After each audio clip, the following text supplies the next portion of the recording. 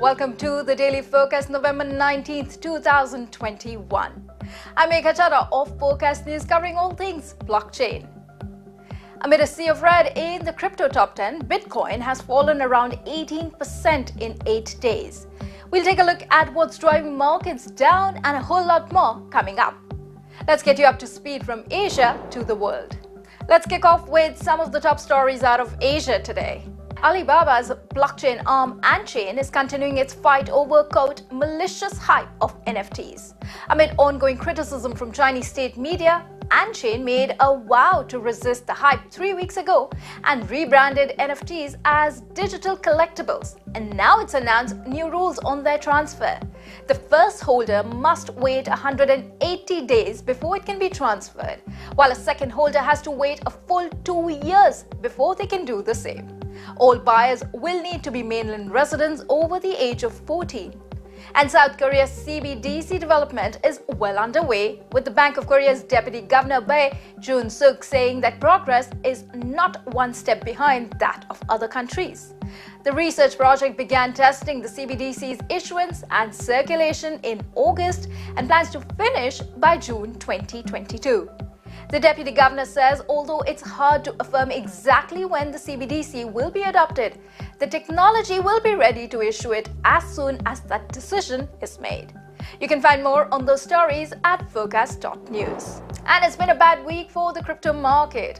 After breaking the $3 trillion mark 10 days ago, the global crypto market cap has taken a plunge, losing around $400 billion by Friday midday Asia time. Forecast News' Carolyn Wright has more on the market fall. After hitting an all-time high of $69,044 on November 10th, Bitcoin has slumped sharply since Monday, falling below the $56,000 mark Friday lunchtime in Asia, according to data from CoinDesk. And Bitcoin isn't the only casualty. Ethereum, Binance Coin and Solana all saw double-digit losses, which contributed to the global cryptocurrency market cap dropping more than 15%. But one expert told Forecast News she believes Bitcoin's long-term outlook is healthy. From my perspective, this is a market correction. Actually, driven by tons of IDOs, which we witnessed for the previous crypto bull run.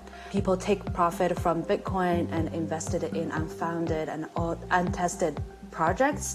We've seen this phenomenon in 2017, the ICO, and 2020, the IEOs, and now it repeats itself. But the market is more mature now with the institutions' participation, so it's unlikely to make a huge dent. Despite the overall drop, Avalanche surged to an all-time high after Deloitte announced a strategic alliance with Ava Labs this week. And Crypto.com coin also hit an all-time high after Crypto.com's blockbuster deal for naming rights to Los Angeles' iconic Staples Center arena.